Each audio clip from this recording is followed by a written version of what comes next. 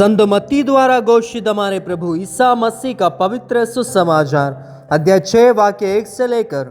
सावधान रहो, लोगों का ध्यान आकर्षित करने के लिए अपने धर्म कार्यों का प्रदर्शन ना करो, नहीं तो तुम अपने स्वर्गिक पिता के पुरस्कार से वंचित रह जाओगे। जब तुम दान देते हो तो इसका ढिंढोरा नहीं पिटवाओ। ढोंगी सभागृहों और गलियों में ऐसा ही किया करते हैं, जिससे लोग उनकी प्रशंसा करें। मैं तुम लोगों से कहता हूँ, वे अपना पुरस्कार पा चुके हैं।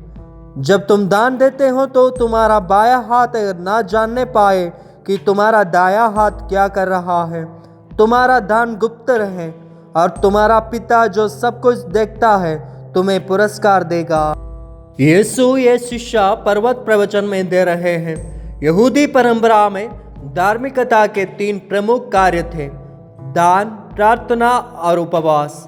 लेकिन यीशु इन तीनों को एक नया दृष्टिकोण देते हैं। उस समय फरीसी और शास्त्री धर्म के इन कृत्यों को केवल बाहरी दिखावे के लिए करते थे, ताकि लोग उनकी सराहना करें।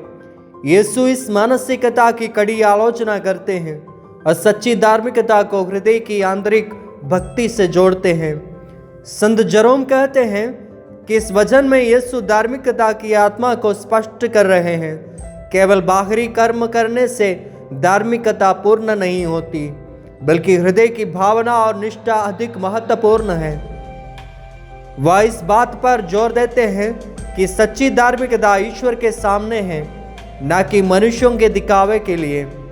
कैथोलिक कलीसिया की शिक्षा कहती है कि दान देना केवल एक सामाजिक कार्य नहीं है, बल्कि एक आत्मिक कृत्य भी है।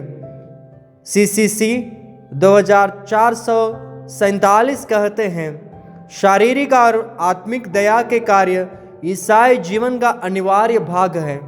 गरीबों की सेवा करना स्वयं यीशु की सेवा करने के समान है।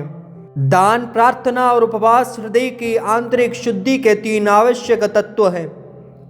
इसलिए दान का उद्देश्य केवल भौतिक सहायता नहीं है, बल्कि यह एक आत्मिक अनुष्ठान है जो हमें विनम्रता और ईश्वर पर निर्भरता सिखाता है।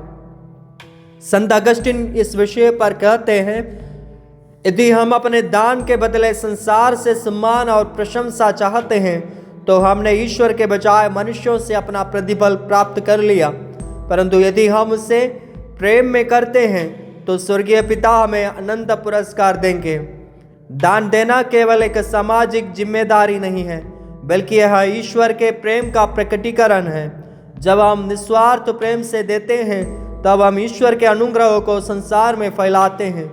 संत पापा फ्रांसिस अपने प्रेरित प्रबोधन इवांगेली गौडियम में लिखते हैं, गरीबों की सेवा केवल सहायता देना नहीं है, बल्कि ईश्वर की उपस्थिति को उनमें पहचानना और उनके साथ प्रेमपूर्ण संबंध स्थापित करना है। इसलिए दान केवल धन देने तक सीमित नहीं है, बल्कि यह एक ईश्वरीय मुलाकात है। संत पापा बेनेडिक्ट 16वें अपनी एनसाइक्लिकल देयुस कारितास एस्ट में कहते हैं, ईसाई प्रेम बाहरी प्रदर्शन नहीं, बल्कि एक अनुग्रहित हृदय से उत्पन्न होता है, जो ईश्वर की महिमा के लिए किया जाता है। अगर हम दिखावे के लिए कार्य करते हैं तो वह आध्यात्मिक नहीं रह जाता, बल्कि एक सांसारिक गतिविधि बन जाता है। यीशु हमें केवल दान देने की शिक्षा नहीं देते, बल्कि दान की मानसिकता सिखाते हैं। यानी हम जो कुछ हैं और जो कुछ हमारे पास है उसे ईश्वर की सेवा में लगाना। संत मदर तेरेसा ने एक बार कहा था, दान देना सिर्फ एक काम नहीं है, यह हमारी आत्मा की एक दैनिक प्रार्थना होनी चाहिए। जब हम प्रेम से देते हैं तो हम अपने आप को ईश्वर के हाथों में रखते हैं।